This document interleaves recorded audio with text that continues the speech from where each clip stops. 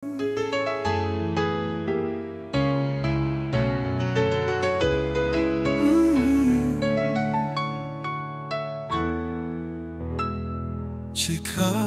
kau tanya siapa presiden terbaik, jawabku mudah saja, dialah yang bukan terburu. Karena jika ku takkan si anu atau si itu, engkau berkilah begini begitu, seolah bagimu dia malaikat. Halo, terima kasih sudi mengklik Geremengan Sunardian ini. Saya berusaha dan berjuang untuk proporsional dalam beropini di tengah keberpihakan yang masih terjebak atau menjebak orang per orang, namun abai mempersoalkan persoalannya itu sendiri, dan kita terlibat dalam perdebatan yang kontraproduktif, hanya membesarkan yang remeh dan meremehkan yang semestinya kita pahami bersama. Menanggapi laporan OCCRP Organized Crime and Corruption Reporting Project pada akhir tahun 2024 tentang Jokowi, banyak yang blingsatan, terutama yang terjebak cinta buta ke pati-pati. Ketika saya dulu mendukung Jokowi karena sesama jelantah yang dimana dengan demokrasi yang diperjuangkan bersama, ia bisa menjadi pucuk pimpinan elite nasional. Karena saya berharap Joko Widodo akan membawa perubahan. Bahwa di kemudian hari saya tak bisa berharap lagi, bukan karena cinta dan benci, tetapi kecewa karena harapan saya tidak terpenuhi. Ketika menanggapi laporan OCCRP itu, yang saya lakukan tentu mencari tahu apa itu OCCRP, kemudian membacai celometan di medsos, bagaimana tanggapan khalayak. Ada yang mensyukuri, sukacita, dan ada yang mati-matian menolak, bahkan meyakini bahwa orang Indonesia bisa diperbodoh karena kena prank OCCRP itu. Hingga kemudian yang muncul hanya makin memperjelas bahwa ada masalah yang tak beres, tidak clear and clean atas sosok bekas presiden itu. Karena yang cenderung dimunculkan hanyalah ketidakpercayaan atau kecurigaan mereka bahwa ini adalah ulah kekuatan asing dan antek-antek asing di dalam negeri, apalagi yang ingin memecah belah bangsa dan negara kita. Katanya pena jurnalis kini jauh lebih tajam daripada senjata militer. Idiom kuno, karena sekarang jarang jurnalis menggunakan pena di abad digital ini. Dan yang sering diabaikan pengamatan generasi analog yang biasanya penuh dengan analogi-analogi dalam abad tentang persoalan persepsi. Persepsi beda dengan sensasi yang hanya sesaat, karena dalam persepsi proses pemberian makna berlangsung lebih panjang. Persoalan circumstances, keadaan terkini atau yang sedang berlangsung, dan peripheral, gitaran yang melingkupinya. Dalam hukum sebab akibat, tidak ada sesuatu yang terjadi tanpa resonansi dan vibrasi. Karena kita tidak berada di ruang hampa. Kalau Jokowi dibenci Amerika dan Eropa misalnya, karena mau mandiri dalam proses hilirisasi, bagaimana proses kemandirian atau hilirisasi itu dibangunnya? Clear and clean, apakah dia sendiri terjebak dalam pusaran power tend to corrupt, entah karena mengetahui atau tidak, atau justru memakainya sebagai alat politik sandera? Semuanya itu benar, tak terbantahkan atau justru tak terbuktikan. Menjadi lucu ketika laporan OCCRP itu dibelokkan ke para antek asing di dalam negeri yang menerima duit dari funding dan hidup mewah. Apalagi justru terjebak mengorek-orek kredibilitas dan eksistensi OCCRP. Senyampang itu dalam simulakra persepsi akibat laporan OCCRP justru menjadi semakin terasa kebenarannya, tanpa perlawanan atau tanpa penerimaan berarti.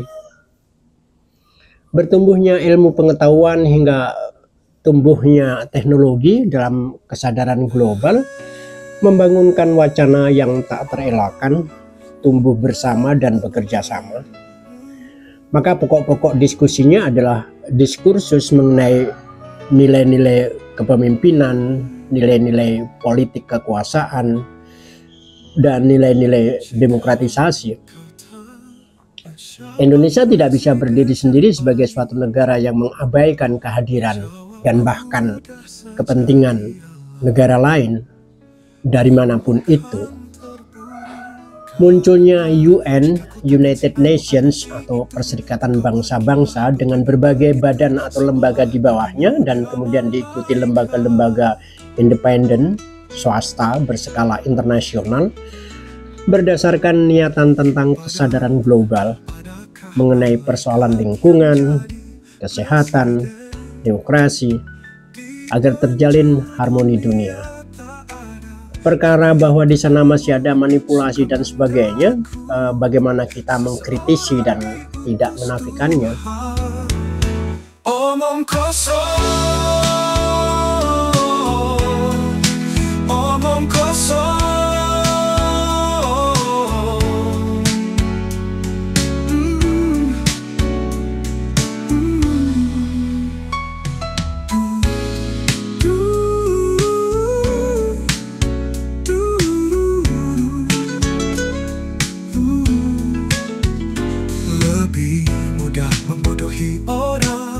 Daripada meyakinkan bahwa mereka telah dibodohi.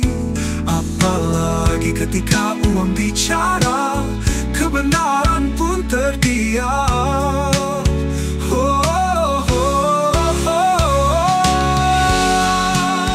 Dalam melihat Jokowi itu sendiri, benar tidak dia pemimpin yang mempengaruhi dalam munculnya kejahatan yang terorganisasi, yang berkecenderungan korup dengan menggunakan kekuasaan politik? Kritisi, teliti, dan buktikan itu. Tapi kenapa seolah hanya presiden yang menjadi korban atau objek? Ya karena dia pemimpin nasional dalam sistem presidensial, kekuasaannya luar biasa, otoritatif. Dia panglima perang, dia menjadi pemimpin nasional karena dipilih langsung oleh rakyat mayoritas, karena dipercaya dan diharap menyelesaikan persoalan. Kalau tidak ya ngapain ada pilpres? Gak ada urusan dengan cinta atau benci, tetapi harapan yang sepleterannya adalah kekecewaan dan kepuasan.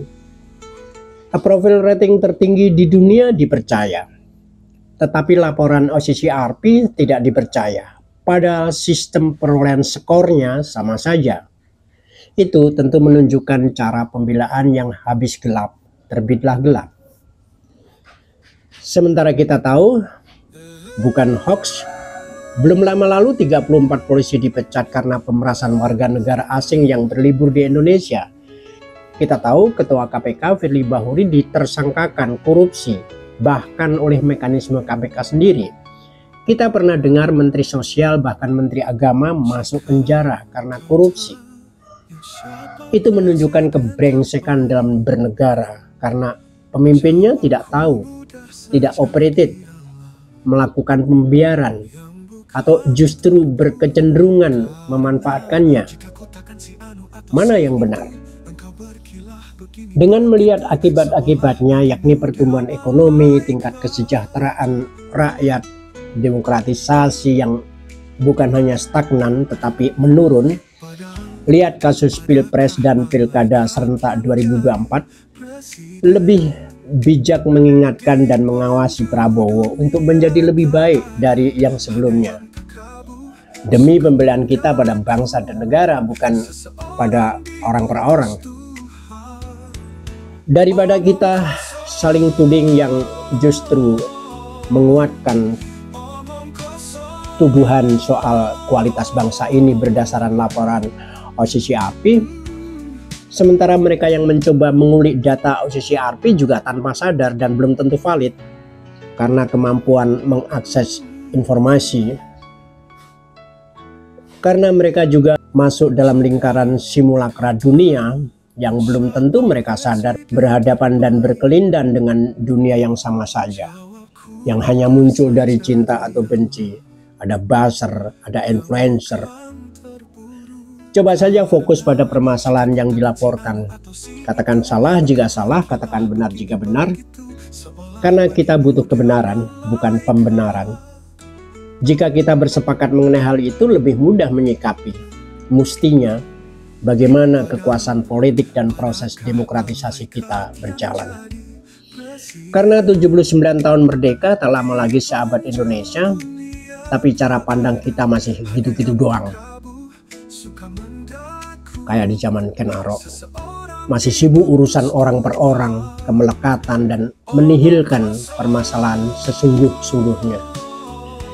Memangnya yang risau tentang korupsi hanya ante asing?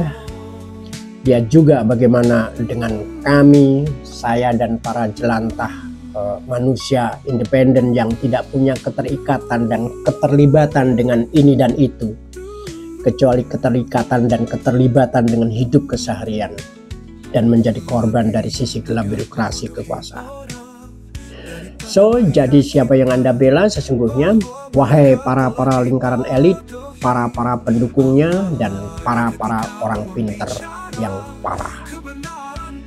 Mari tetap proporsional dalam mencintai Indonesia ini demi kemajuannya dan demi kesejahteraan rakyat jelantah bersama.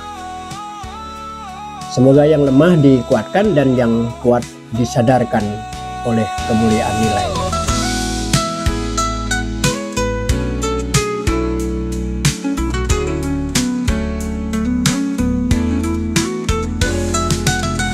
Lebih mudah membodohi orang daripada meyakinkan bahwa mereka tak dibodohi. Apalagi ketika buang bicara